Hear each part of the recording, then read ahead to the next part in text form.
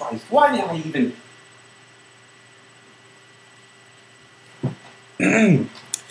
Well, in case you couldn't already tell, I don't really care for this series.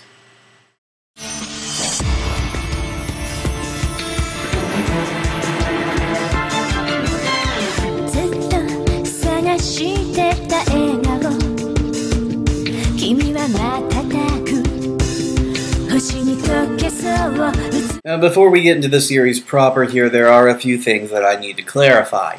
The first thing is, yes, I am using footage from the Japanese version with fan-done subtitles. The reason for this is, even though I own the DVD set, I couldn't rip the footage from them and spent hours trying.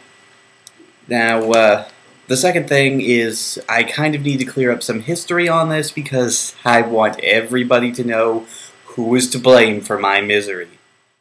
The anime was based off of a novel and was constructed by Trinet Studios, a studio which hasn't really done much. The only other anime that they've done that I am actually aware of has been Red Garden, and I didn't particularly enjoy that series either, so we're off to a very bad start here, people. Originally, ADV held the license for Western distribution, but they lost it when they died, and now Funimation handles it. Huh. Well, that didn't take as long as I thought it would. Well, anyway, let's dive right in, I suppose. So, what's the story to this happy little series? The series takes place during the start of the Meiji era, when Japan was on the cusp of great cultural change. But rather than focusing on that, instead, in this universe, yokai, or Japanese demons, and humans have merged and now live peacefully with one another. However, in order to be allowed to live with humans, demons need to register, and unregistered monsters are considered a very big threat, and are denied civil services. And unregistered monsters are hunted down by the mobile Shinsengumi. Now, the mobile Shinsengumi is very small, only consisting of 3 main female fighters, Toshi, Kaoru, and Yuko, and they each have their own personality quirks and fighting specialties, though they are largely very incompetent. They are mostly fought by the Tsubame group, a group of humans who believe that the Meiji era is evil and want to see demons and humans separated again like it was during the feudal era of Japan. And it looks like they might get their wish, as the mobile Shinsengumi is almost constantly drowning in its own debt, often due to their own financial inconsistencies, and, well, the collateral damage caused by their constant fighting of unregistered demons. Obviously not wanting the company to go down the drain, the president, Oryu, asks her son, Ryunosuke, to come back from Shanghai. He's accompanied by a cat demon named Nekomaru, and together they hope to try and keep the company afloat financially. Now, I know that might have seemed like a bit of a long-winded introduction to the show, but trust me, I actually did a lot more than the show itself in terms of fleshing out the world and giving you the basic premise. But a lack of explanation for the setting is just one of the many problems that this show has going against it. So please allow me to give you a brief synopsis of the series as a whole, and try to make this a bit more concise. Boobies, boobies, boobies, boobies, even more boobies, hot spring, groping, boobies, seeing women naked, boobies. Oh no, we're in debt, what are we gonna do? I know, I'll take out more money in a loan. And then we cut right back to, you know, boobies, boobies, and monster fight, and then more monster fight, and then, well, more boobies, more hot spring, boobies, boobies, boobies, and then we cut to, I love you, and I'll always love you, and then we cut to extraordinarily generic and convoluted ending that comes out of absolutely nowhere. And there you go, an entire 13-episode series crunched down into 35 seconds. But I suppose in the interest of fairness I must plod onward and give a bit more of an accurate review.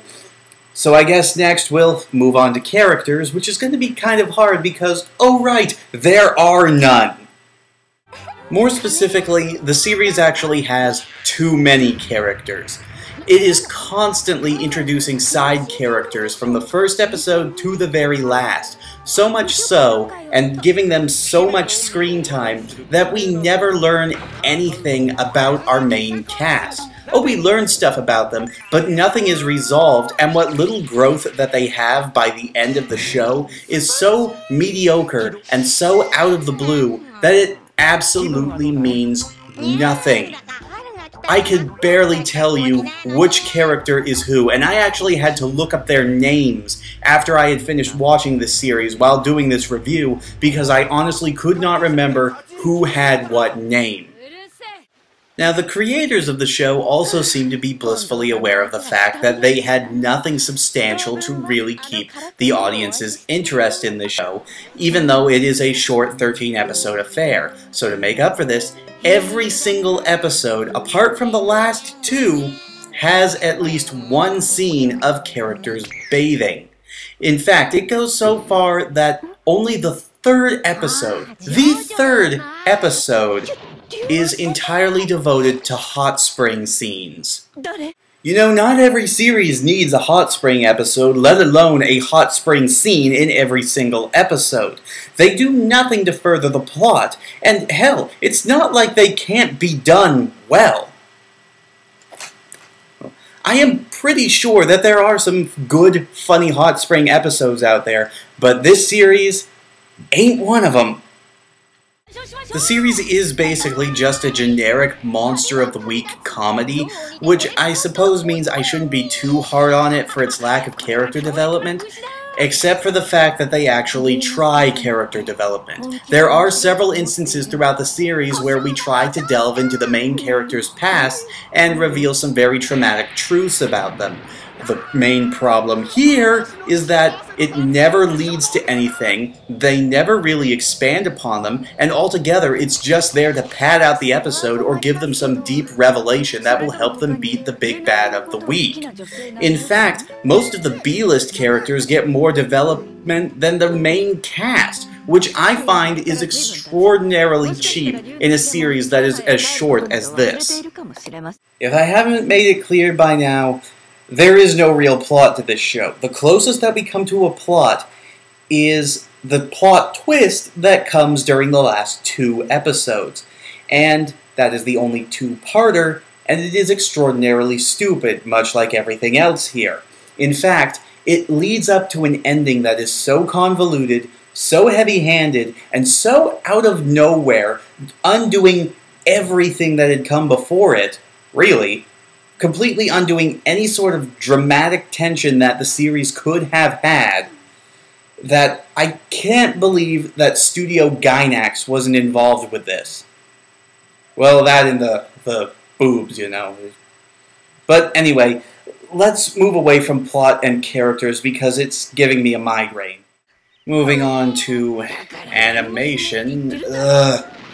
The animation in this series is nothing to get impressed about either. While it does have some fluid motion here and there, most of the time it really does feel like a slice of life anime where there is very little motion aside from talking heads, and what little action that there is usually extremely brief, and most of the time is done completely in speed lines. Now there are a few exceptions, but when they actually try to animate the action, it usually does not go well, and as I said, it's so short that anybody who's coming here hoping for some really impressive monster brawls are going to be extraordinarily disappointed. I know I was, because otherwise I really wouldn't have picked up the series to begin with. Now I will give this series a bit of a plus and say that I did genuinely enjoy the designs of the characters and the designs of the monsters that were used in the show. They all managed to stay on model and they do look very well drawn and designed. Though the females always having a huge layer of lipstick on their lips kind of bothers me. Though the only reason they probably look this nice is because they don't do a lot of moving to begin with.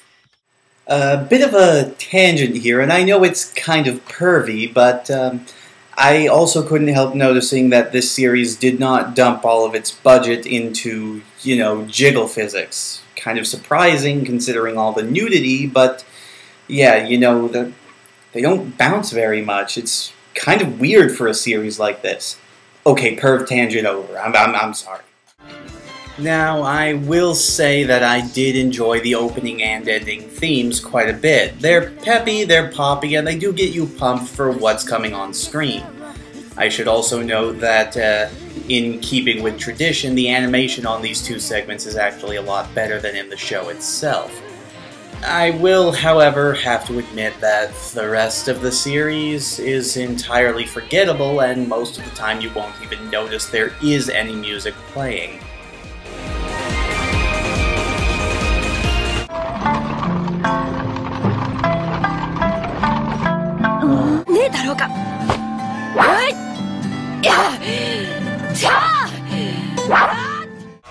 But the worst one has to be the generic battle music, as it's usually just an ordinary rock riff or some really synthy stuff.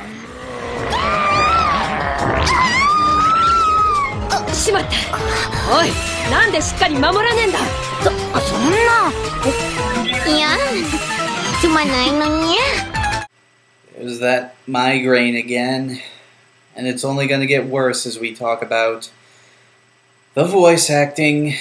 Now, as I said at the beginning of the video, I am using fan-subbed clips here, so unfortunately I can't really show you any clips of the English dub, but I will tell you that I'm doing you a favor.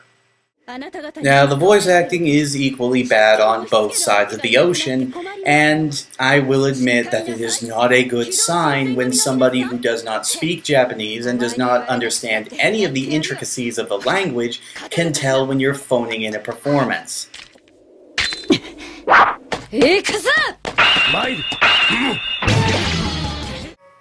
Well, okay, I'm going to be fair here and say that it's not really the fault of the voice actors here, but mostly a fault of the extraordinarily bad writing on this show. There is just nothing here that gives them anything to go off of, and I'm sure that they would be perfectly fine on other series, but here they just come off as extremely bland or extraordinarily annoying. It is a shame, too, because I do know there are some decent veteran voice actors on the dub side of things. Edwin Neal actually plays a really good Nekomaru in the dub, and while she did turn out to be one of the more annoying characters, Jenny Larson as Yuko actually did a really good job at least getting me to chuckle, which is a lot more than I can say for most of the characters in this show. To sum up and to give you a bit of an idea of the level of non-quality I had to sit through here, I started this series last week on Monday. I watched the first 2 episodes and put it to the side. I did not pick it up again until Friday because I just couldn't do it. I have never, in my entire history of doing reviews, in the 2 years I have been doing this show, never once have I let a series sit that long. Never once have I started something, put it to the side for 5 days, and then picked it up again. Even the worst stuff I have done before, even Labyrinth of Flames, even Acme Arsenal, God help me, I sat through it all in one go. Or at least marathoned it a little each day. Never once have I just almost given up. So friends, that is Moeyo Ken, and I think from everything I've said we can logically conclude that the series sucks. But anyway, I do hate to be so ultra-negative in a review without really pointing out any good points. Well, I did point out a few good points, even if they were extremely minor. So, next week I think we're going to look at something a bit happier. For those of you who were with me last year, I think you'll know what's next. I'll see y'all next time.